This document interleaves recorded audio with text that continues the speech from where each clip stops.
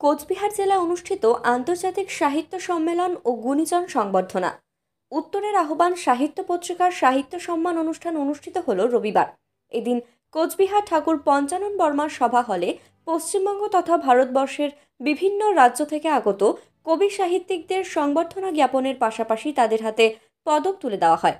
এদিন স্বর্ণপদকে ভূষিত হলেন হলদিবাড়ির বিশিষ্ট কবি রবিউল গুণী প্রধান। এর আগেও তিনি আসাম রাজ্য থেকে স্বর্ণপদক হলদিবাড়িকে গর্বিত করেছেন। আজ তার এই সাফল্যে হলদিবাড়িবাসী ভীষণ খুশি ও আপ্লুত হয়েছে।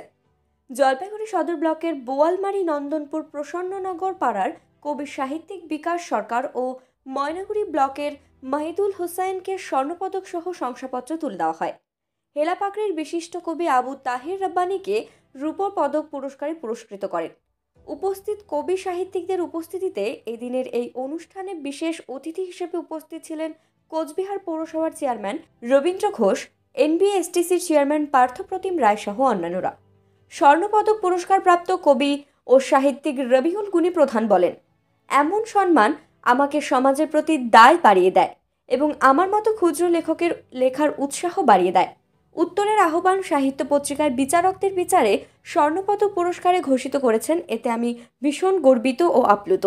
আয়োজকদের অনেক অনেক ধন্যবাদ ও কৃতজ্ঞতা জানাই। আজকে আমাদের সাহিত্য পত্রিকার প্রোগ্রামের আয়োজন করেছে। এখানে উত্তরের আহ্বান সাহিত্য পত্রিকার একটা মহা সম্মেলন হচ্ছে। এখানে দেশ বিদেশ থেকে বিভিন্ন কবি সাহিত্যিকরা এসেছেন, তাদের নিয়ে আমাদের এই যোগ্য। এখানে আমরা কবি সাহিত্যিকদের লেখার ভিত্তিতে, লেখার উপর ভিত্তি করে আমরা প্রথম যারা হয়েছে, প্রথম 30 জনকে আমরা স্বর্ণপদকে সম্মানিত করেছি, আর 100 জনকে আমরা রৌপ্য পদকে, আর বাকি সবাইকে আমরা সম্মানিত করেছি। চাংড়াবান্ধার ওই দিক থেকে বিশেষ করে হলদিবাড়ি থেকে আমরা সম্মানিত করেছি বিকাশ সরকার মহাশয়কে, সম্মানিত করেছি রবিউল গুণী প্রধানকে, আর মেহবুল হককে আমরা সম্মানিত করেছি, স্বর্ণপদকে আমরা সম্মানিত করেছি। এই 3 জন। শশীবালা বর্মন অধিকারী, আমি উত্তরের আহ্বান সাহিত্য পত্রিকার সম্পাদক।